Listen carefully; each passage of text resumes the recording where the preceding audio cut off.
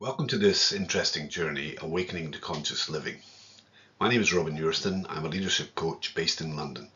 I started my coaching journey in 1993, back in my days working for IBM. I've been learning and developing since then, building my knowledge of people, humanity, and how we operate and work with the reality of our lives. The aim of this video is to trigger conversations about consciousness and awareness. I'll cover quite a lot in Awakening to Conscious Living, a journey of awareness, exploring beliefs, truth, ego, and the conscious continuum. Let's begin with beliefs. The opening topic of this journey, beliefs. Beliefs are a major element of who we are, and how we perceive reality, what is. The reasons for exploring beliefs first on this journey are they're fundamental in shaping us and the reality of our lives. Without beliefs, we as humans would struggle greatly to make sense of ourselves and of reality, what is. As humans, beliefs connect us to others and drive us apart from others. When people agree with our beliefs, we feel vindicated and generate dopamine, the feel-good juice. When others disagree, we trigger a threat state within us, release cortisol, adrenaline, and enter the fight, flight, freeze state. Now let's just explore beliefs a little more. Beliefs, often as I said, trigger emotion. Let's examine them a little more. Keep in mind, to our brain, our beliefs are the truth. The truth is obvious. Our beliefs are based on real data. The data we select are the real data. Now, everyone knows what a belief is until they're asked to define it. What is a belief? Yes, a belief. What is that? Using the Merriam-Webster dictionary, it is defined thus. Full definition of a belief: a state or habit of mind in which trust or confidence is placed in some person or thing. A belief in God, a belief in democracy. I bought the table in the belief that it was an antique, contrary to popular belief. Something that is accepted, considered to be true, or held as an opinion, something believed. An individual's religious or political beliefs, especially a tenet, a principle, belief, or doctrine generally held to be true, or body of tenets by a group. The beliefs of the Catholic Church. Conviction of the truth of some statement or the reality of some being or phenomenon, especially when based on examination of evidence. For me, this is more a set of statements about what we do with beliefs. It took me a little time to come to my definition of a belief. A belief is an internally held representation of a lens through which we perceive reality, what is.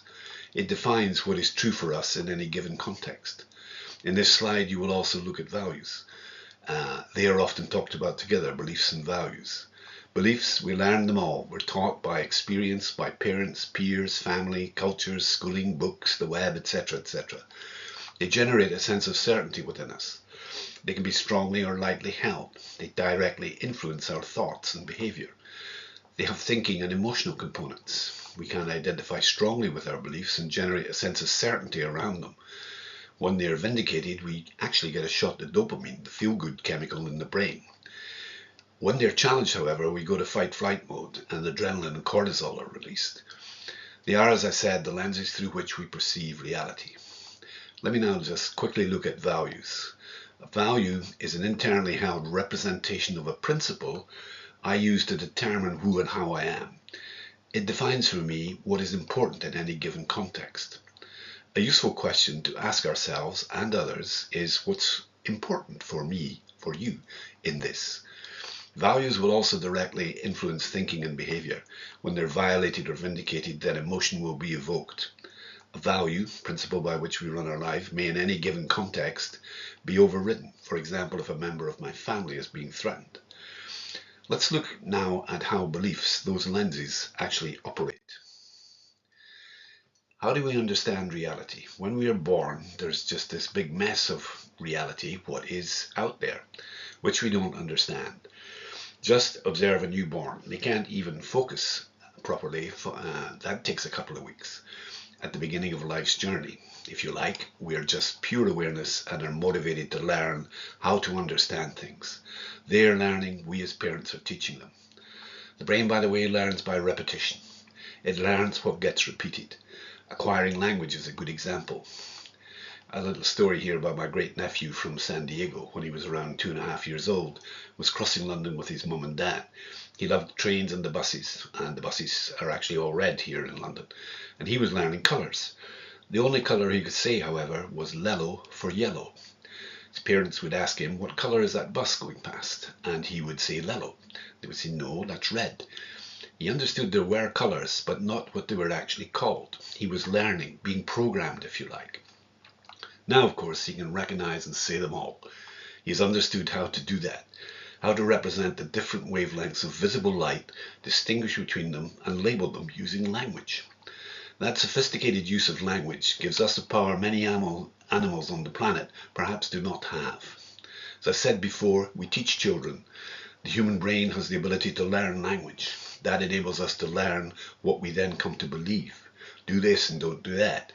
We teach our children this is good, this is bad, this is right, this is wrong, even though reality may not actually be like that.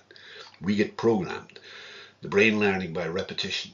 In fact, up to the age between 5 and 7, our brain waves vibrate at a frequency known as theta, the frequency of hypnosis.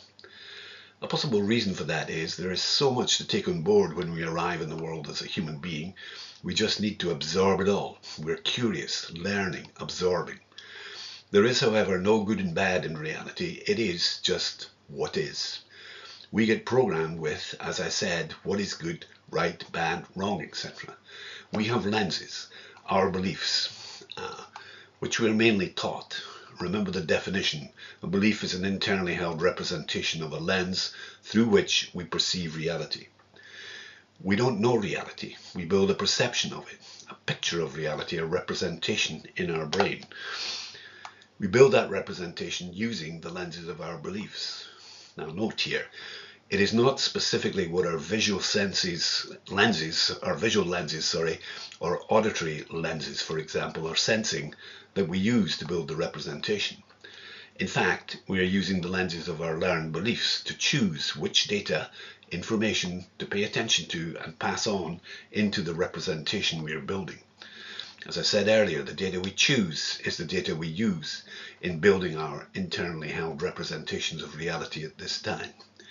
And we're doing this subconsciously, unaware.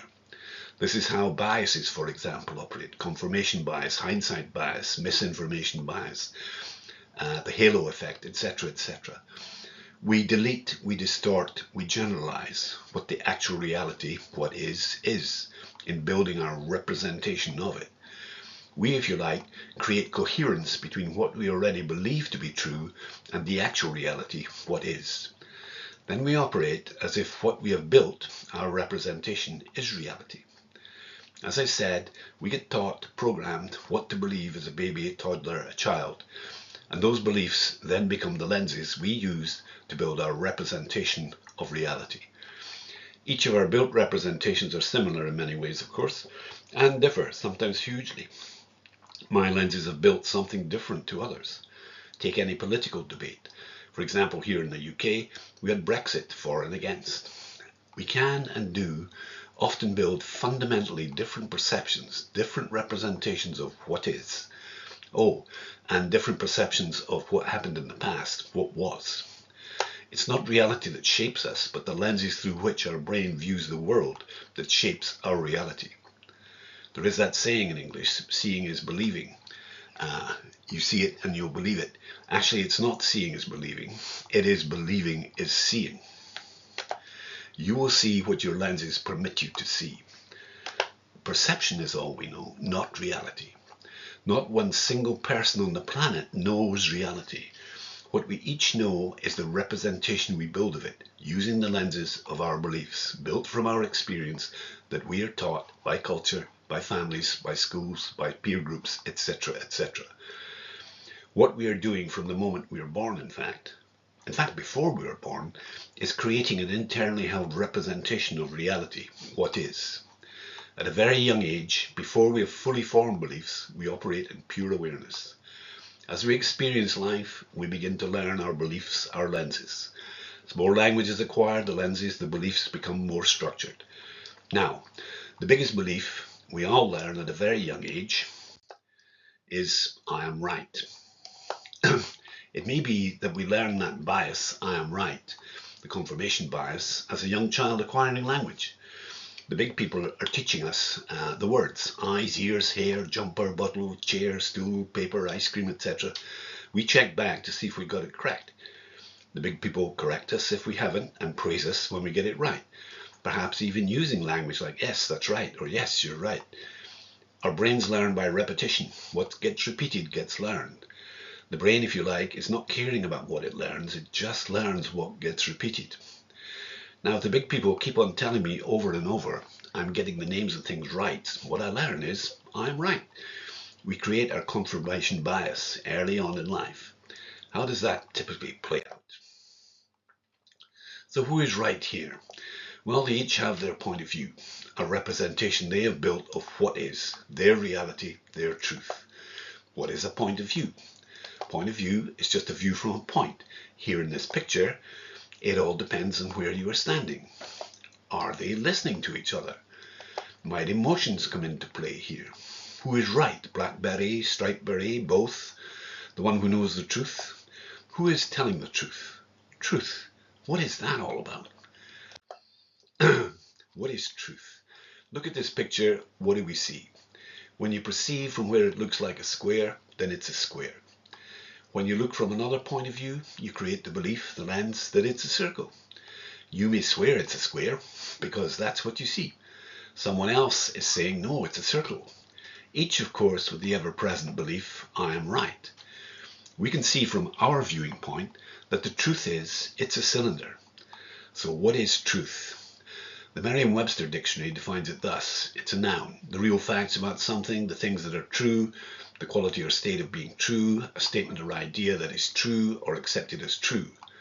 Of course, now we need to define, well, what is true?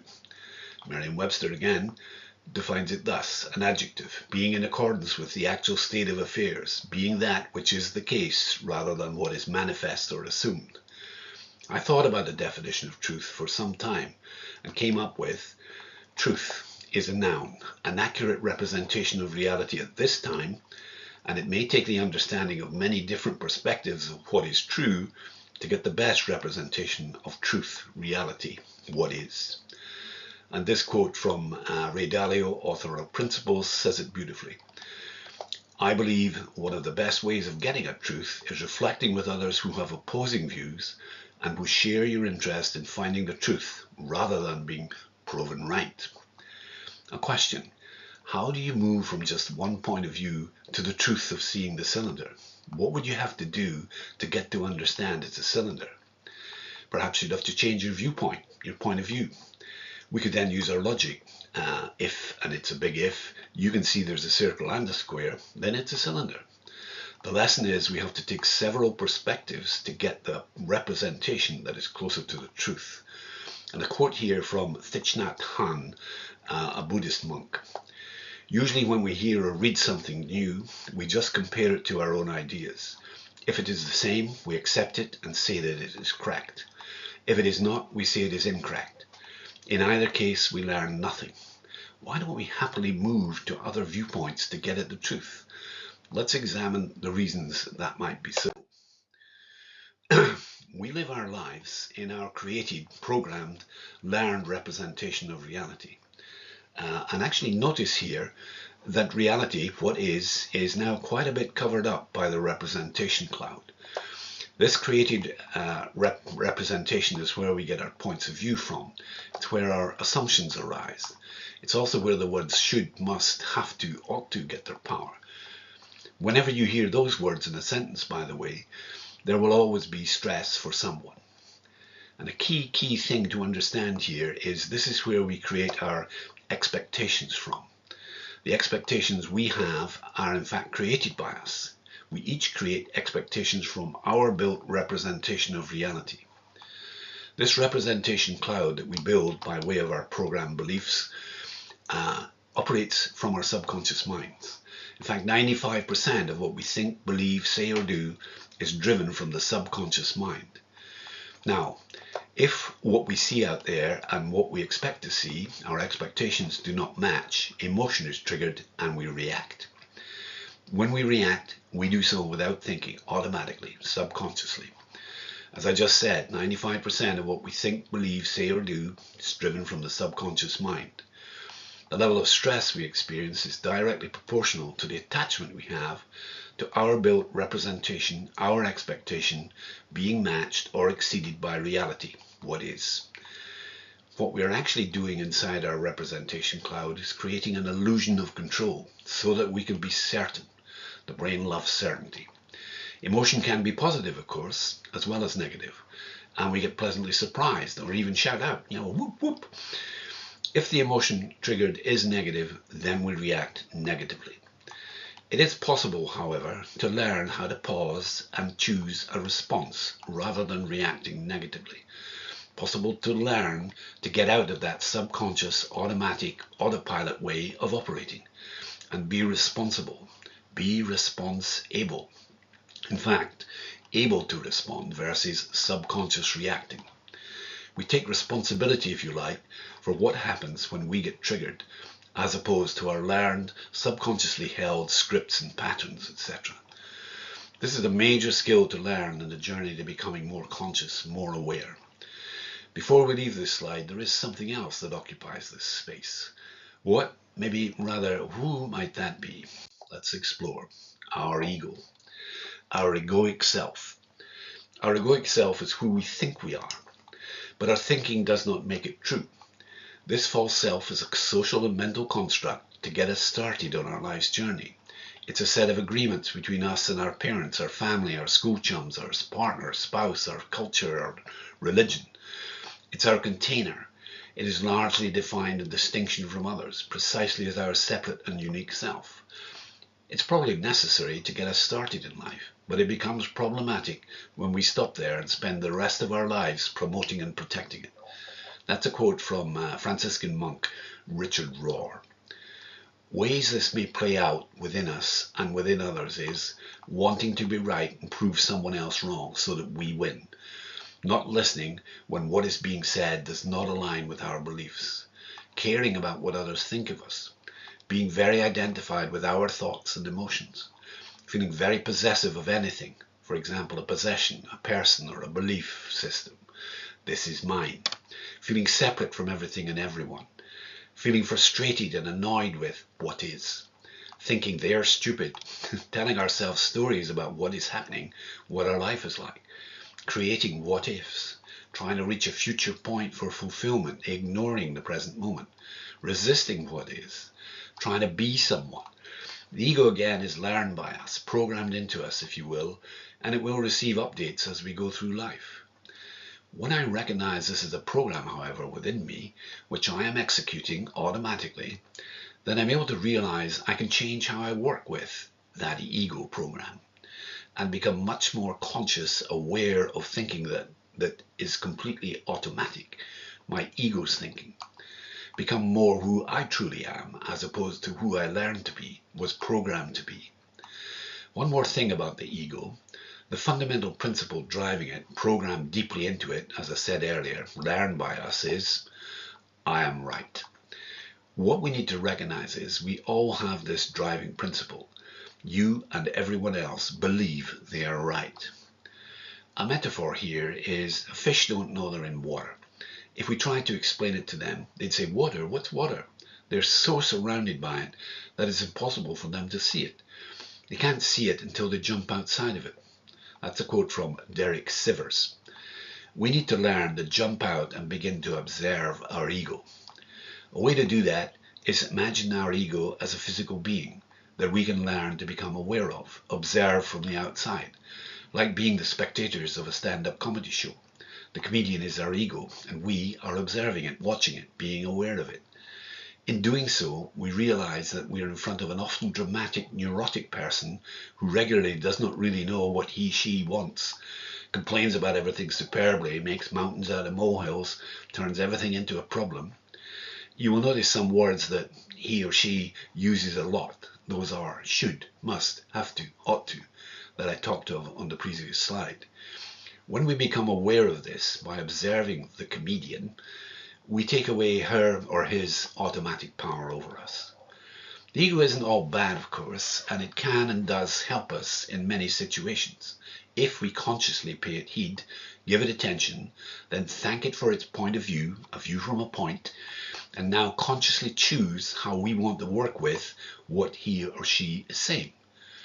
However, as Eckhart Tolle says, as long as the ego runs your life, most of your thoughts, emotions, and actions arise from desire and fear. Albert Einstein also says it beautifully. More the knowledge, less of the ego.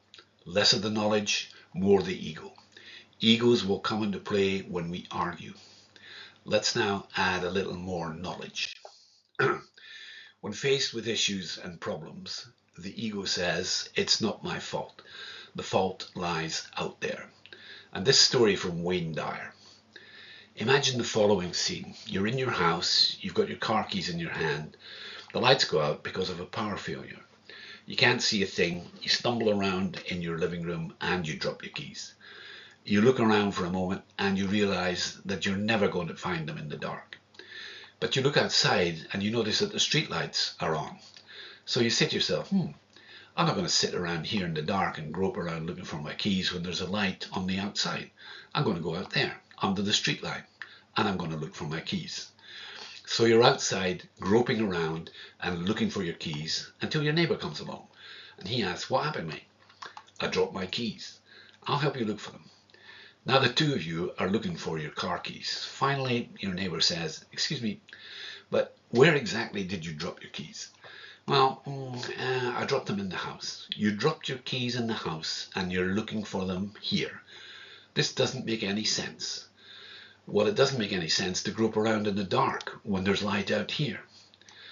Isn't that exactly what we do when we have a difficult problem or a struggle that is located inside and we're looking for the solution outside of ourselves, expecting somebody else to change or something outside of you to get better in order for you to make your life work?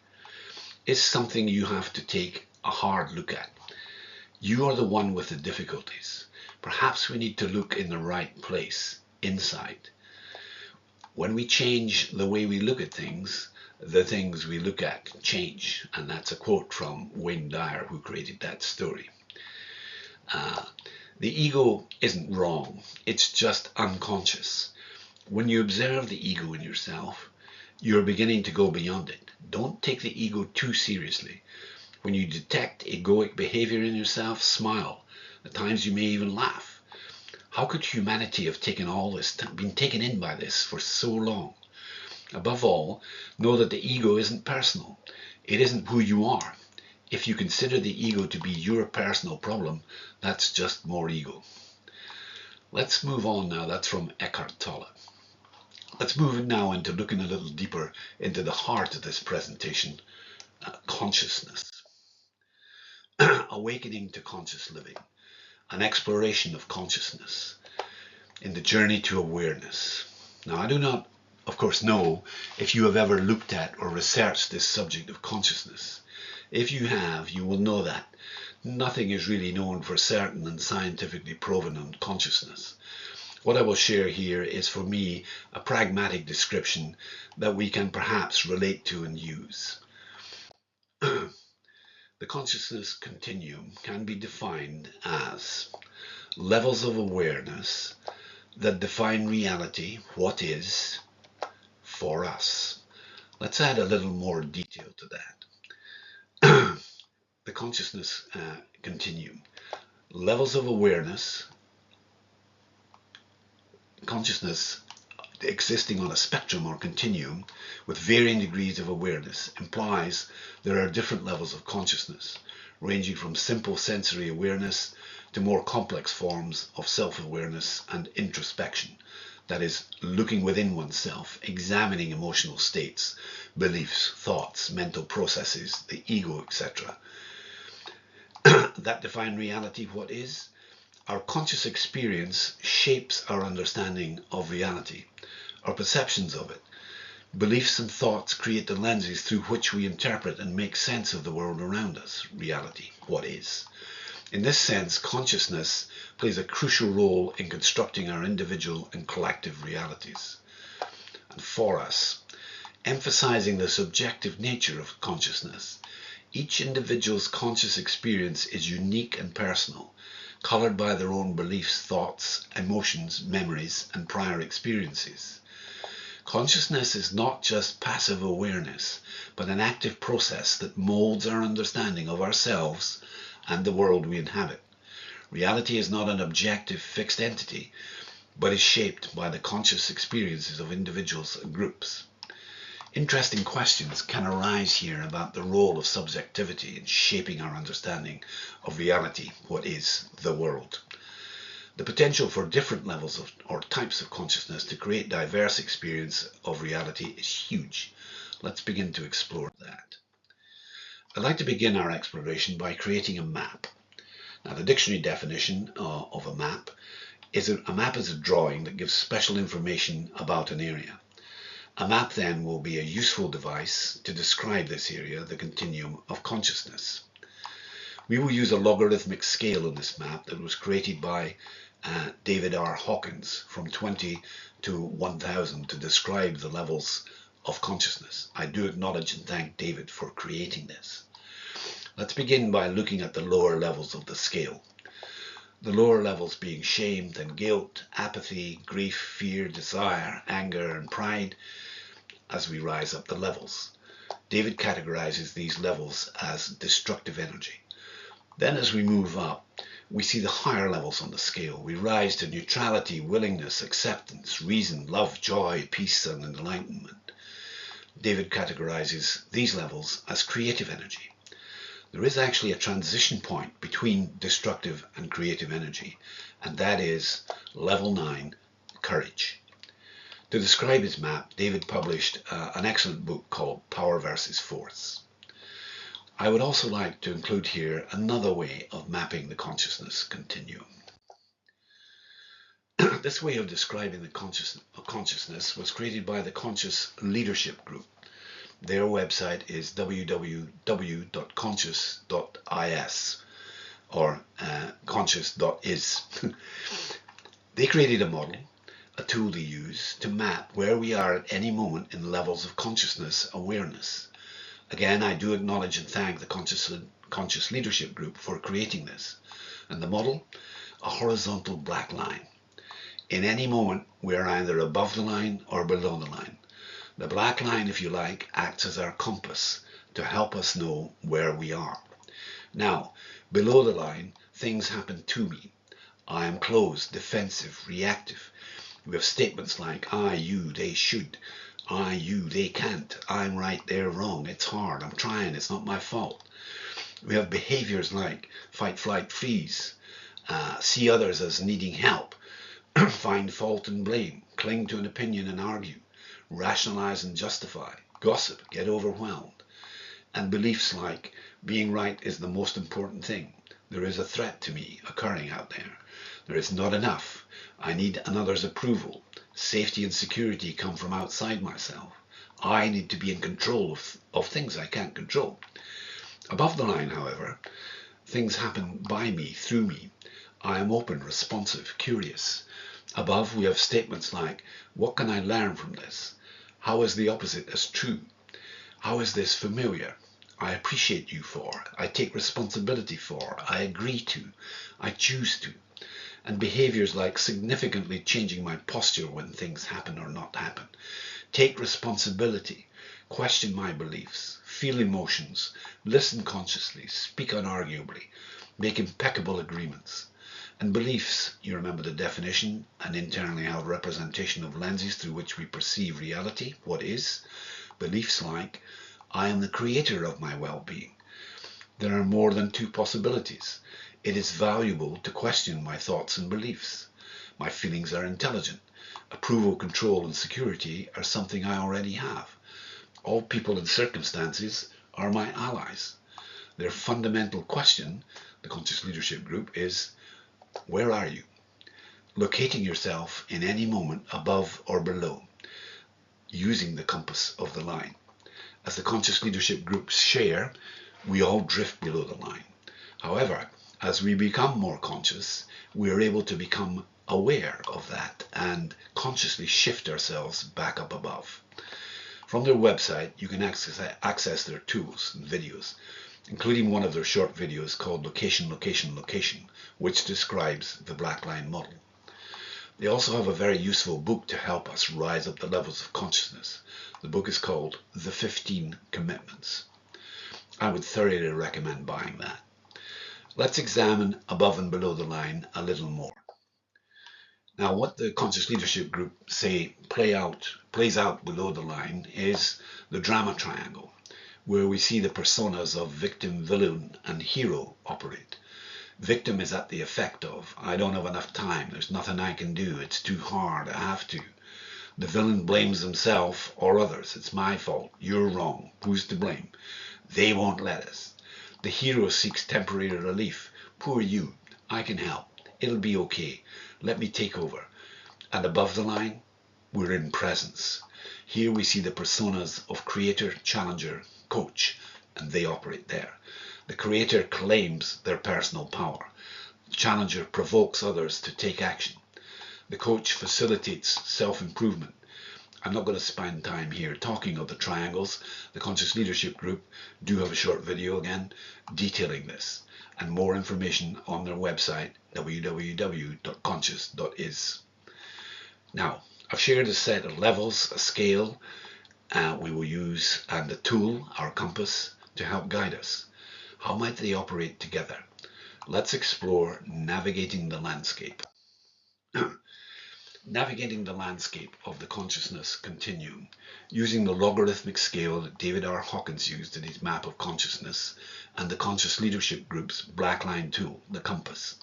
Let's start on the exploration, beginning at the lower levels, destructive energy, survival mode we have. Shame, guilt, apathy, rising to grief, fear and desire, up to anger and pride.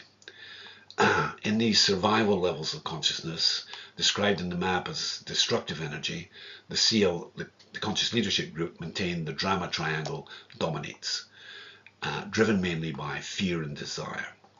Then on the map we reach the level of courage, and this is where the black line, our compass, is located. Above the line we move into presence, or as the David Hawkins map of the levels of consciousness describe, creative energy. Into reason and integrity, operating with neutrality and willingness, rising to acceptance and reason, up into the higher domains of spiritual love, joy and peace. If you like, we move from delusion to enlightenment and full awareness. Now, one more useful tool that helps us on the journey is a tool called the drift shift model. Remember, when we are above the line, we're in a state of presence. Presence is a state of being that allows us to fully engage with the here and now, free from the distractions of our past or the worries of the future. When we're present, we tap into a deeper level of awareness and connection, both with ourselves and with others. It is in this state that we can access our innate wisdom, creativity and compassion. As humans, presence is essential for fostering authentic relationships, enhancing our performance. Athletes, artists and top performers often describe as being in the zone. That's their state of heightened presence. It also helps us find a sense of peace and fulfillment in our lives.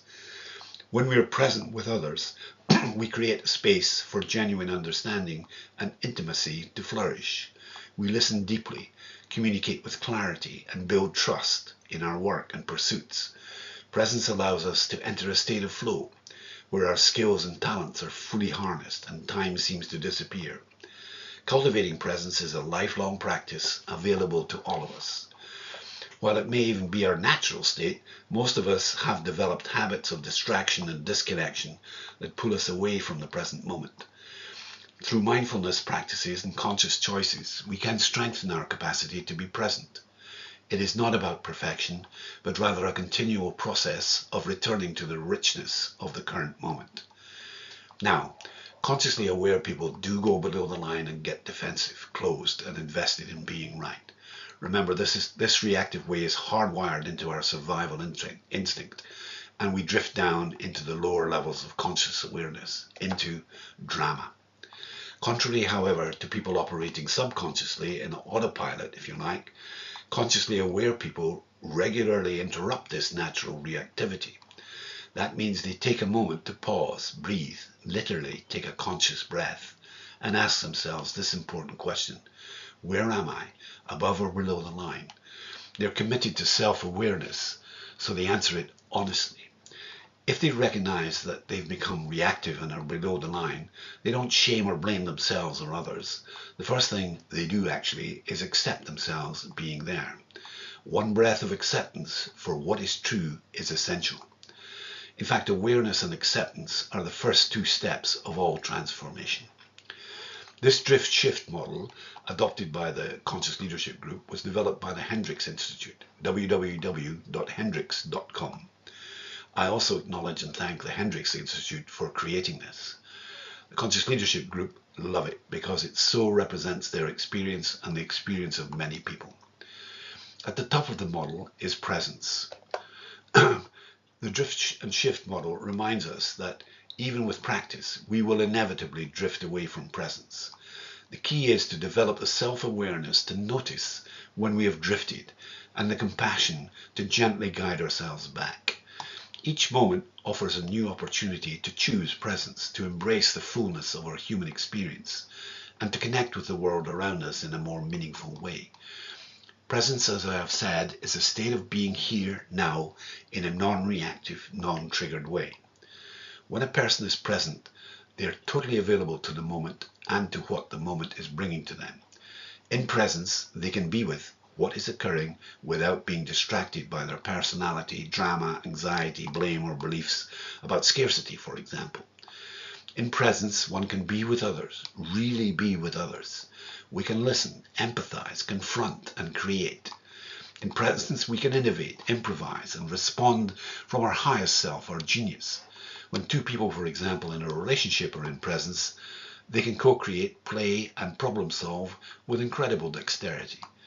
Presence is the space from which people can really experience connection and intimacy. Despite our best intentions and practices, as I have said, even those of us who are consciously aware will inevitably find ourselves drifting below the line at times. When we drift, we lose touch with our sense of presence and become reactive to the people and situations around us. This can manifest in a variety of ways, such as blaming others, being right, complaining, worrying excessively, disengaging completely from the present moment. Drifting is often triggered by, as the diagram shows, something happens. An external event or an internal thought that hooks our attention and pulls us away from a state of presence. It could, for example, be a challenging conversation, a looming deadline, or a familiar pattern of self-doubt. When we drift, our perspective narrows, and we may find ourselves caught in the drama triangle, taking on the role of victim, villain, or hero. The drift is a natural part of the human experience, and it's not a sign of failure or lack of awareness. In fact, recognizing that we have drifted is itself an act of conscious awareness. The key is to cultivate the self-awareness to notice the drift when it happens, and to meet ourselves with compassion and curiosity. By acknowledging the drift without judgment, we create the space to ask ourselves important questions such as, where am I right now? Am I willing to shift? This self-inquiry is the first step in shifting back above the line, back into a state of presence and conscious choice. With practice, we can learn to catch ourselves in the drift more quickly and navigate our way back to presence with greater ease and grace. We do need to practice this. The brain learns by repetition. And just like we learn to drive a car to transport us safely, we can learn to shift back up above the line to a state of presence when we detect a drift below. What is it then that fundamentally enables us to rise in the levels of consciousness that we normally operate from? What it is energy. And we need fuel to create that energy. What is the fuel? The fuel producing the energy to awake and move forward in the conscious continuum is learning. The fuel that can generate the energy to take us on the journey to higher levels of consciousness and awareness in this presentation has been made up of exploring and becoming aware a bit about beliefs, about truth, about ego, the consciousness continuum definition, levels of awareness that define reality, what is for us, a map to describe, giving special information about the area of consciousness continuum, the horizontal black line model, and what plays out above and below presence and the drama triangle.